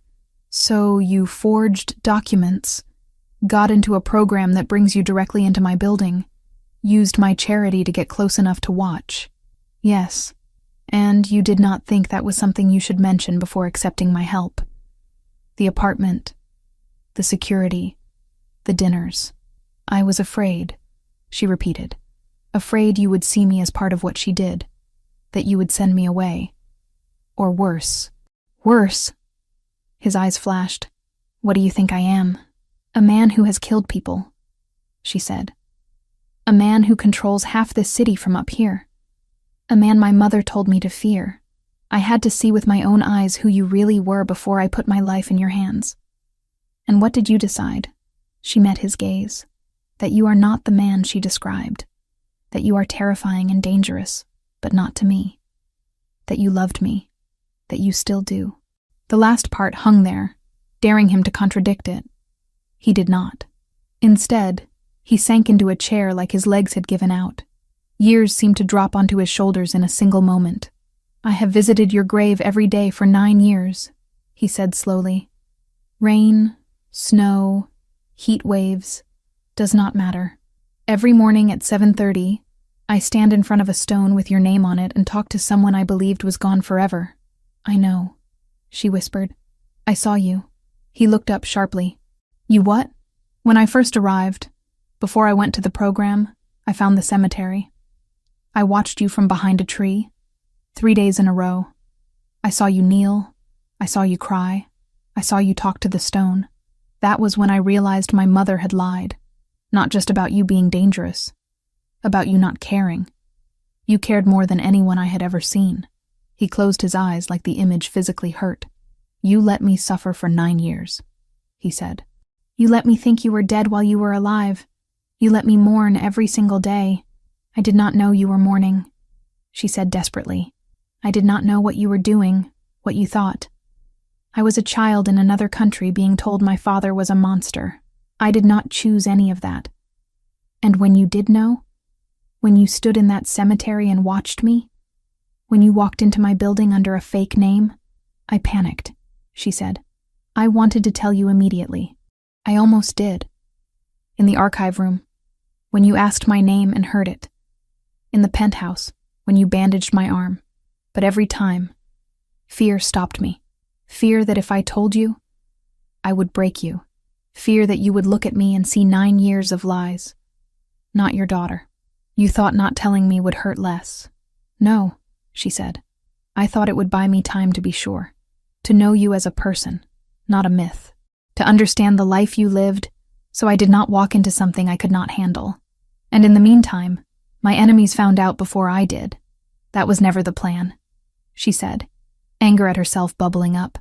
I did not think about how fast information moves. I was stupid. No, he said. You were 15. There is a difference. The anger in his voice had shifted. Less directed outward now, more turned on himself. He stood abruptly, paced to the window, then back. How long has Samantha known? He asked. Since the attack. I told her after you left to interrogate them. She gave you time. She gave me 2 weeks. I did not use them well. He huffed that not quite laugh again. No, you did not. Another silence. The air between them heavy with things that had no words yet. Do you hate me? Lily asked softly. The question had lived in her throat since the moment she said his name in the Westchester house. He looked at her like she had said something absurd. No, he said. I do not hate you. I hate what she did. I hate that you had to lie to survive. I hate that I did not know you were alive when I could have done something. But I do not hate you. Her knees went weak. She grabbed the back of a chair to steady herself. I am angry, he continued. Angry that you did not tell me sooner. Angry that you thought you had to test me like some stranger off the street. Angry that my daughter did not trust me with the truth. I did not know you, she whispered. Not really. I only knew what she said. I had to see for myself. He nodded once. A sharp jerk of his head. I understand that logically. Emotionally, I want to go back in time and shake you until you talk. That seems fair. He almost smiled. It did not quite make it all the way to his mouth. You are very calm for someone who just admitted to lying to a mafia boss, he said. I am not calm, she said. I am just out of panic. He exhaled slowly, some of the tension leaving his shoulders. I need proof, he said. Something beyond stories and scars. DNA, blood tests. I need my head to catch up to what my heart is already screaming at me. What is your heart screaming? Lily asked before she could stop herself. That my daughter is standing in front of me, he said simply. That the universe has played a cruel joke and a miracle at the same time. That if I am not careful, I will break both of us trying to make sense of it. He moved closer. Slowly, like approaching something wild. I want to hug you, he said. More than I have wanted anything in years. But I do not know if that will help or make this worse. Maybe we do not have to know, she said. Her voice shook. Maybe we just try. He hesitated 1 heartbeat longer, then closed the distance. The first touch destroyed her, his hands on her shoulders, heavier than she remembered, larger, calloused from years of work she did not want to imagine. He paused there, giving her a last chance to pull away. She stepped into him instead. His arms went around her in a motion that was half muscle memory, half instinct. He pulled her in like he had in the videos, but tighter, like he never planned to let go again. She broke. The sob tore out of her so violently it bent her forward. Tears soaked into his shirt, hot and endless. Her hands fisted in the fabric, afraid that if she did not hold on, this would dissolve into another dream. He shook too. She felt it, his chest heaving, breath uneven, one hand cradling the back of her head like she was still small enough to fit entirely under his chin. I am here, he whispered into her hair. You are here. You are real. I am sorry. She choked. I am so sorry. I should have come sooner. I should have told you immediately. I should have... Stop, his voice cracked. You survived. You came back. That is all that matters. They stayed like that a long time. Time blurred. The world outside the windows could have ended, and neither of them would have noticed. Eventually, the sobs slowed. Lily's legs went from shaky to merely weak. Anthony did not release her completely, just eased his hold enough to see her face. You look like her, he said quietly. Like me too. But the way you frown... He brushed a thumb over the line between her brows. That is all her. I do not remember her the way you do, Lily said. I remember the last version, sick, angry. Sorry, I do not remember this house or what you were like together. I have videos, he said. Pictures, stories. We will go through them when you are ready. All of them. You deserve to know the part she stole from you. Do you... She hesitated. The question felt fragile. Do you still want me here? In your life? In this... world? I have wanted you here every day for 9 years, he said. That has not changed because I am angry at how you came back. You are not going to send me away. Never. His voice hardened on that word. I let you be taken once. I will not fail you again. She believed him. For the first time since stepping off the bus in New York, some part of her unclenched. A soft knock sounded from the elevator foyer. "It is Samantha," came the muffled call. "Anthony? Lily? Are you okay?" Anthony closed his eyes briefly, then stepped back, keeping one hand on Lily's shoulder like he needed the physical contact to stay grounded. "Come in," he called. The elevator doors slid open. Samantha stepped out, expression fierce and worried at once. Her gaze flicked between them. Red-rimmed eyes, tear tracks, the slight swell of Anthony's chest from uneven breathing. "You talked," she said. "We did," Anthony replied. "And?" He looked at Lily, then back at Samantha. "And I need to know something." "Anything," Samantha said. "How long?" he asked. "Have you been carrying this alone?" She understood he did not mean about Lily existing. He meant about him, about his grief, his anger, his slow, stubborn attempt at being human again. "Since the day I met you," she said, but more consciously for the last few months. "You should have told me when you knew," he said, though there was less accusation now. "I know," she said. "If I could go back, I would probably do it differently. But at the time, all I could see was a girl who had survived something impossible, and a man who had survived something else impossible. And I did not want either of you to break the other by moving too fast." He studied her for a long moment. Then he did something that surprised Lily. He reached out his free hand and pulled Samantha closer, careful not to let go of his grip on Lily. "We are going to need you," he said simply. "Both of us." Samantha smiled through her own tears. "I am not going anywhere." They ended up on the couch, an odd, fragile triangle. Anthony sat in the middle, Lily on one side, Samantha on the other. The city stretched out beyond the glass, unaware that in one penthouse, a family was being painfully, miraculously reassembled. "Practicalities," Anthony said eventually, the strategist in him resurfacing. "We need to fix your papers. Birth certificate, death certificate, school records. The law believes you are dead. We have to undo that without making too much noise. I can help with that," Samantha said. "I have contacts in social services. They will be shocked. But there are procedures for people declared dead and later found alive. Rare, but they exist. We will use official channels where we can," Anthony said. "And where that fails, we will use mine." "What about school?" Lily asked. The thought of a normal classroom felt alien. "You are going," he said. "You lost too much already. You are not losing your education on top of it. We will find a place that can handle security quietly."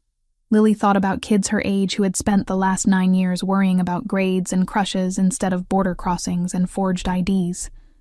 The idea of sharing a classroom with them seemed surreal. "What about Rachel?" Samantha asked carefully. "What are you going to do about her grave?" Anthony looked toward the window, though it did not face the cemetery. "I am not ready to answer that yet," he said. "I need time to reframe." Lily nodded.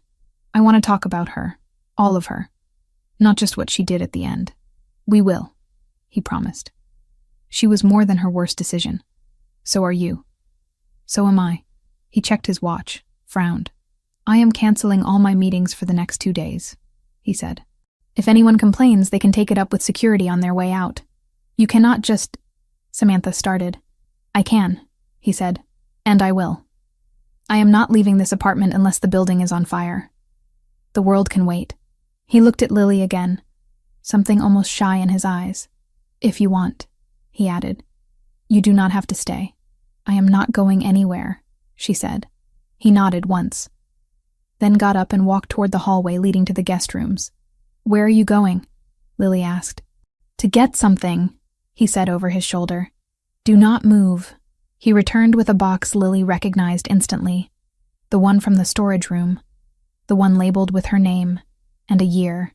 He set it on the coffee table, hands gentle. "If we are going to start over," he said, "we do it properly, from the beginning. This is everything I kept.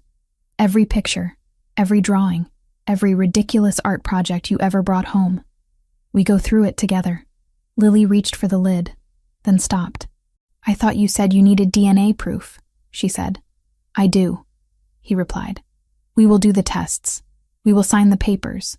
We will make the government admit they were wrong. But I am not waiting for a lab report to start being your father again. Her vision blurred. She lifted the lid. On top was a photograph of a toddler with wild curls and frosting on her face, sitting on a kitchen counter, while a younger version of Anthony laughed beside her. Lily touched the image with trembling fingers. Tell me about that day, she said. Anthony did. He talked until his voice went hoarse. About first words, first steps, first time she fell and got up on her own. Samantha listened, adding gentle questions that helped the narrative keep moving. Outside, the sky shifted from gray to dark. Inside, in the warm circle of lamplight, a man, his daughter, and the woman who had bridged the gap between them, began the slow work of stitching 9 lost years into something new. 2 days turned into 6 before anyone outside Anthony's closest circle realized something had changed. He cleared his schedule with the same efficiency he used to move shipments and negotiate territory. Meetings vanished from his calendar. Dinners with politicians and rival bosses were postponed indefinitely. Even the daily cemetery visit stopped. For the first time in 9 years, he did not go to the graves.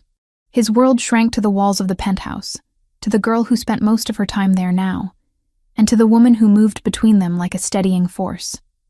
The DNA test came back fast. Money moved doors. A private lab ran the samples without questions. The envelope arrived hand-delivered by one of Anthony's most trusted men. He did not open it alone. He sat at the kitchen island with Lily on his right, Samantha on his left.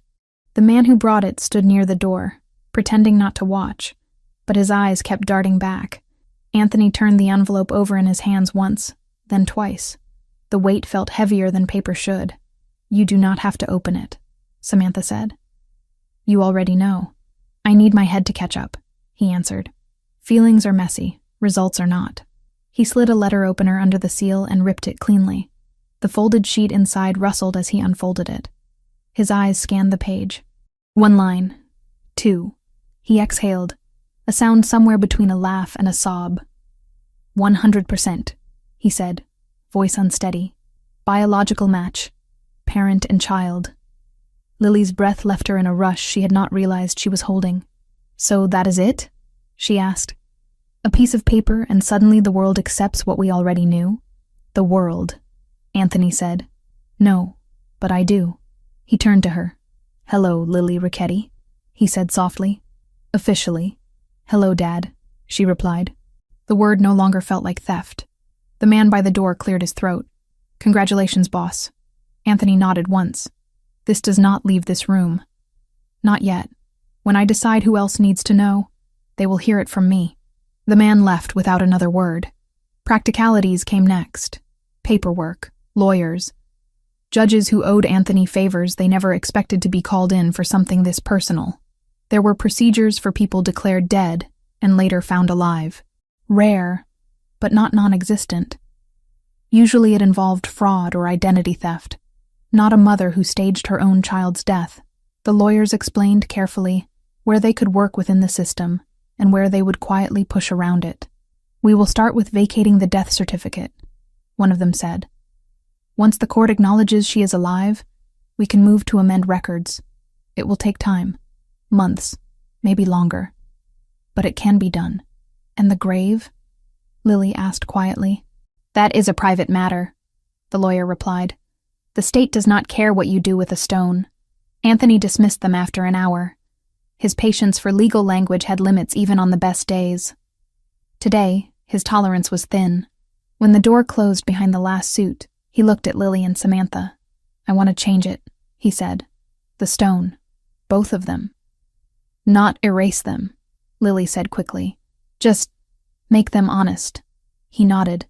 Rachel was not entirely who she pretended to be, but a part of her loved you. That deserves to be acknowledged. And you... He stopped, swallowed. You were never there to begin with. They went to the cemetery together for the first time. Security stayed back, giving them a wide circle of privacy. Samantha walked on one side of Lily, Anthony on the other. The wind cut across the open space, carrying the sharp scent of winter and something softer from the flowers other people had left for their dead. 2 headstones waited where they always had. Rachel's name, Lily's name, dates that now meant something entirely different. Anthony crouched in front of his daughter's grave, ran a hand over the carved letters.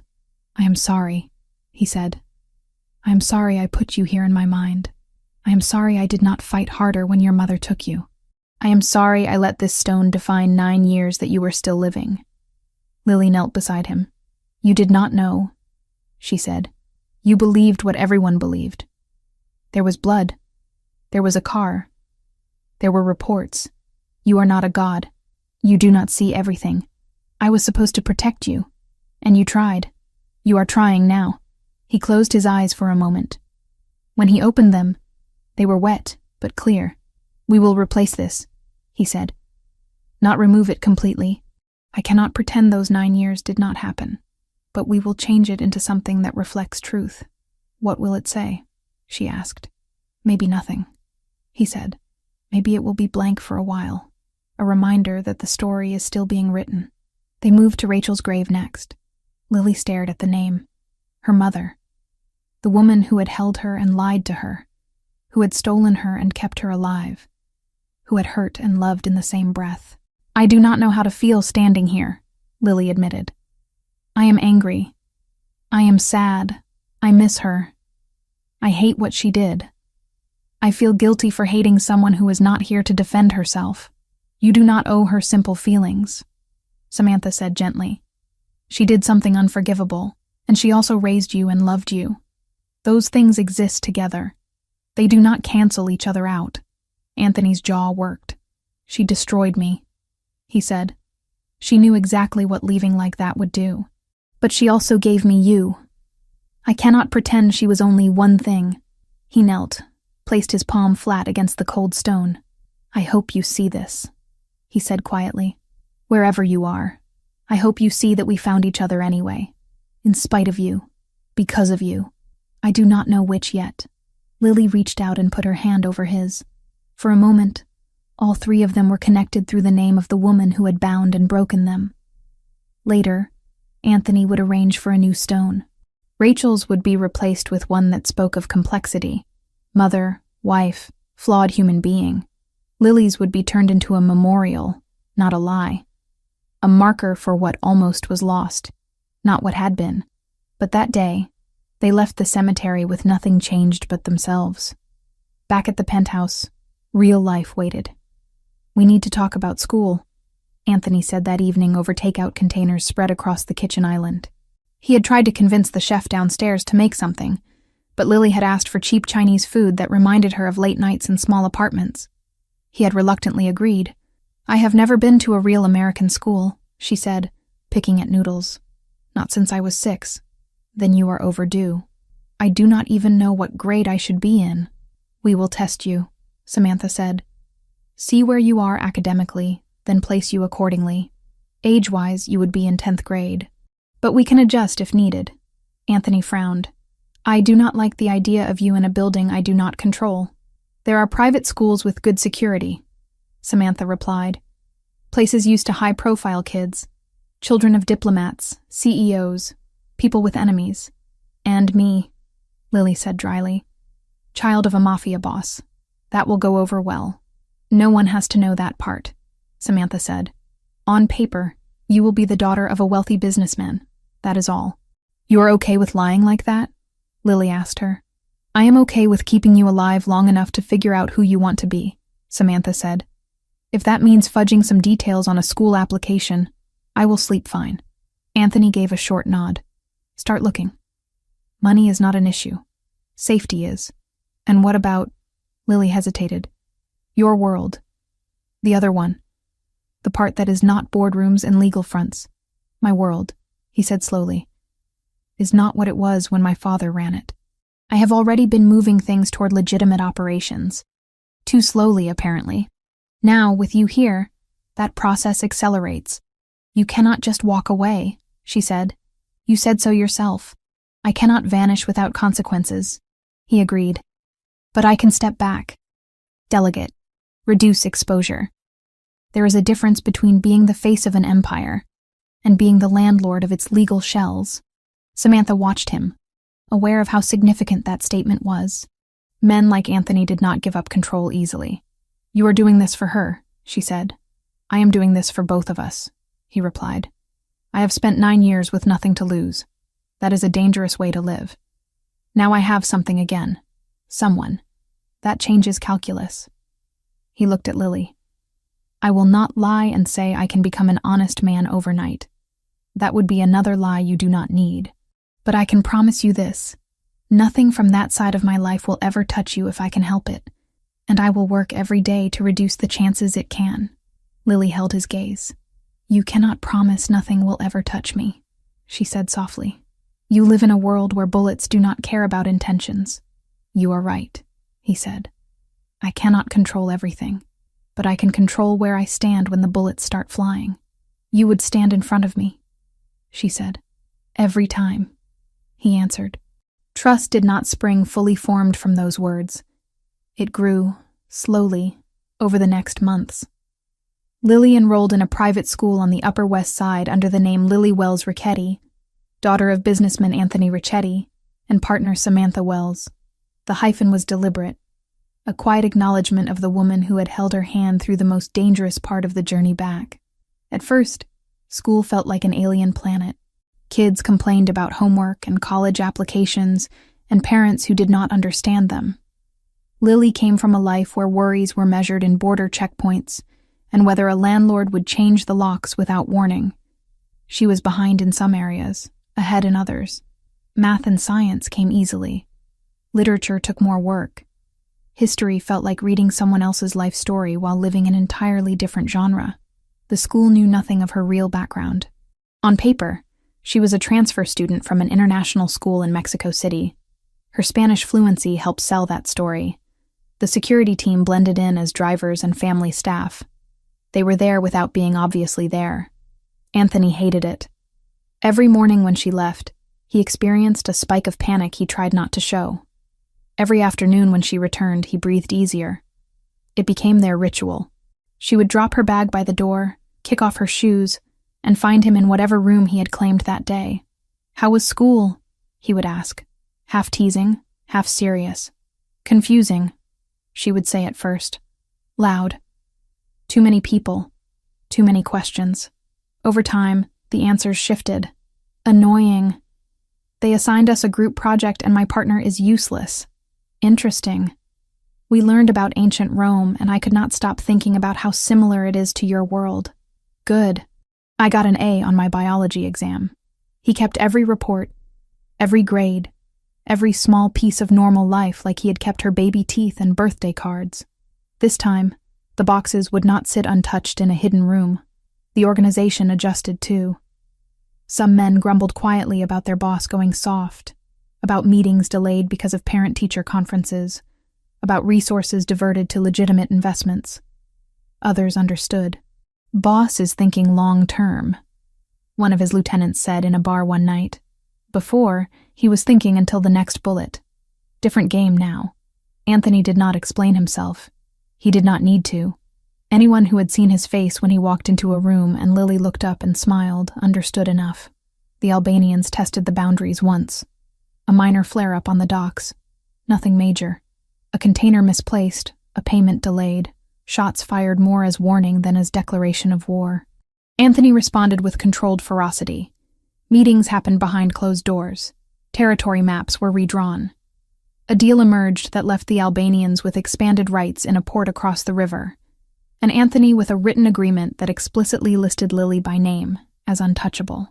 "If anything happens to her," he told their leader across the table, voice calm and cold, "I will not go after your money. I will not go after your men.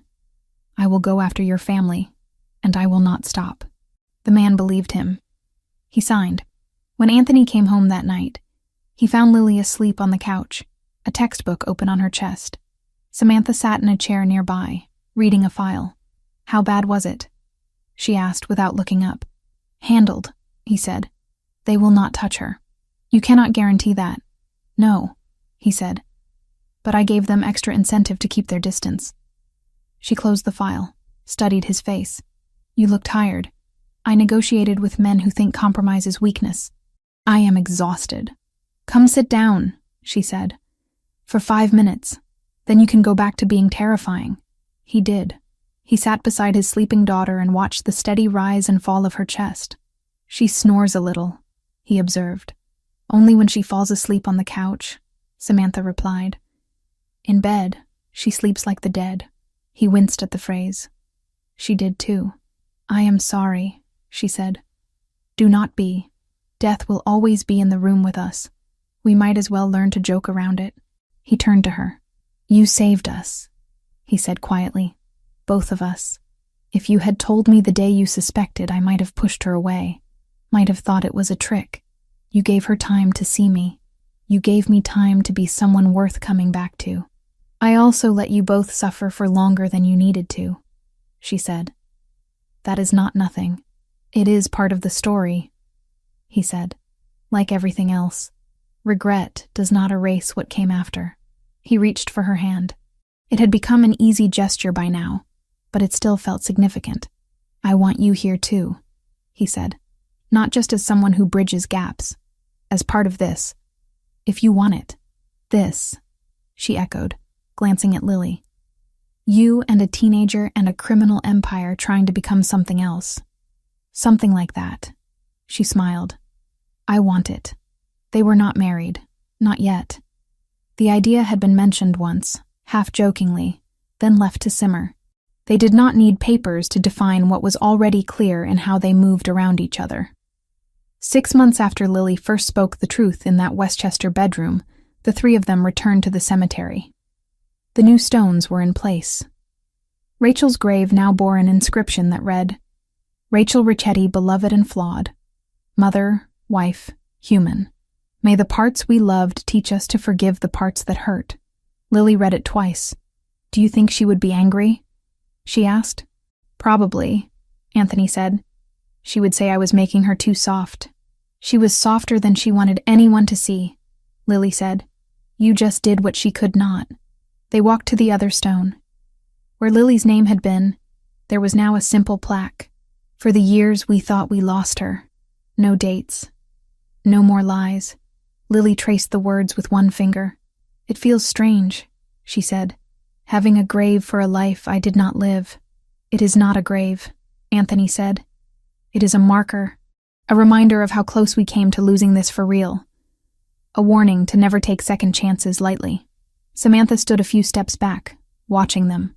She thought of the first day in that coffee shop when a girl asked to sit at her table and claimed to be hiding from bad men. Different story, different city, but the feeling was similar. A moment of kindness that changed everything. Thank you, Lily said suddenly, turning to her, for believing me, for giving me time, for not running when things got messy.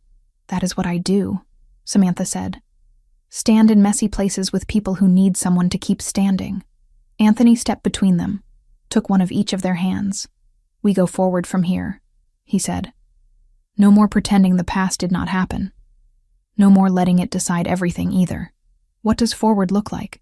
Lily asked. School, he said. Therapy.